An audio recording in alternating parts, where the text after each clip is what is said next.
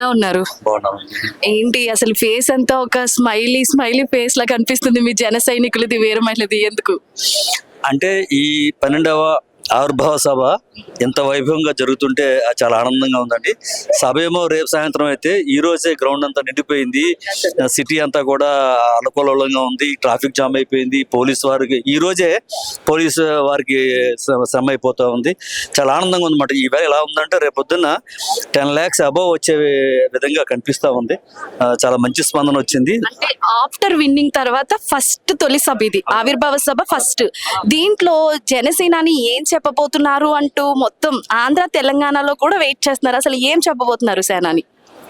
అంటే నిశ్శబ్దంగా గవర్నమెంట్ వచ్చిన తర్వాత పవన్ కళ్యాణ్ గారు ఈ ప్రజలకు ఏం చేశారనేది స్పష్టంగా తెలియజేయబోతున్నారండి.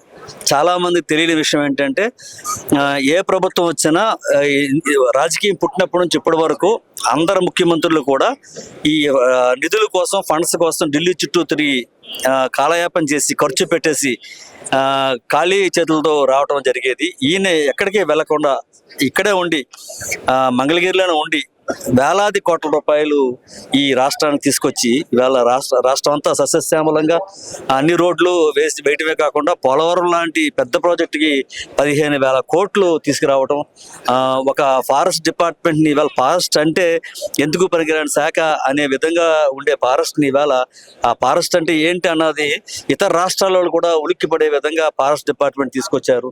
పంచాయతీరాజ్ని తీసుకొచ్చారు. ఆయన చేపట్టిన అన్ని శాఖలకి చాలా వైభవం తీసుకొచ్చారు. అవన్నీ కూడా మనకు రేపొద్దున చాలా వివరంగా తెలియజేయబోతున్నారు. ఆంధ్ర తెలంగాణ సభ్యులు చాలా మంది అయితే ఈ ప్రోగ్రాంకి వస్తున్నారు. సో వాళ్ళ కోసం మీరు ఎటువంటి జాగ్రత్తలు తీసుకుంటున్నారు?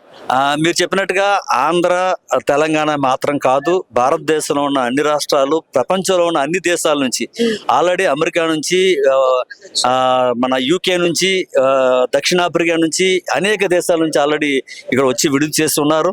వారందరూ కూడా ఒక విధంగా చెప్పాలంటే ఈ ఈవెంట్ ఎవరైతే ఆర్గనైజ్ చేస్తున్నారో ముఖ్యమైన వ్యక్తులు న్యూయార్క్ నుంచి వచ్చారు, యుఎస్ నుంచి వచ్చారు, అలాగే విదేశాల నుంచి వచ్చారు.